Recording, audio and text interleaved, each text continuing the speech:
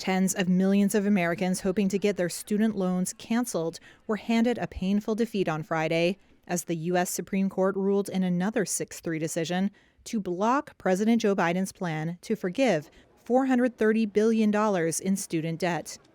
The court's conservative majority ruled in favor of 6 conservative-leaning states that objected to Biden's plan, which was intended to benefit up to 43 million Americans, a major campaign promise made by the Democratic president.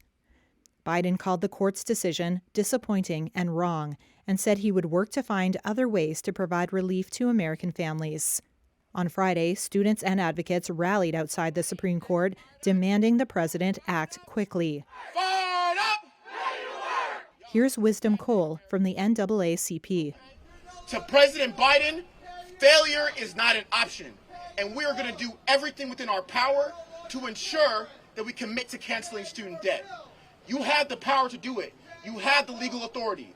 Satra Taylor from the advocacy group Young Invincibles responded to a man in the crowd yelling for her to, quote, pay your bills. Do you know what it feels like to not know when you will have another meal? Do you know what it feels like to do not know if you will have the money to pay your rent? You do not.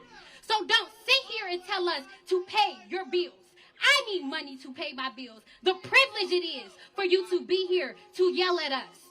Under Biden's now quashed plan, the U.S. government would have forgiven up to $10,000 in federal student debt for Americans making under $125,000 who obtained loans to pay for post-secondary education, and $20,000 for recipients of Pell Grants to students from lower-income families.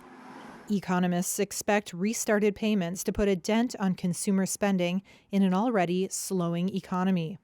During February arguments in the case, Biden's administration said the plan was authorized under a 2003 federal law known as the HEROES Act, which empowers the U.S. Education Secretary to waive or modify student financial aid during war or national emergencies.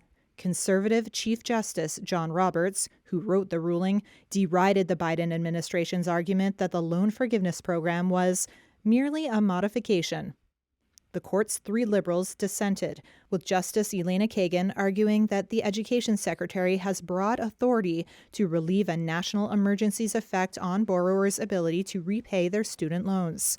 The ruling came a day after the Supreme Court's 6-3 decision to toss out affirmative action policies, long used by U.S. colleges and universities to raise the number of Black, Hispanic, and other underrepresented minority students.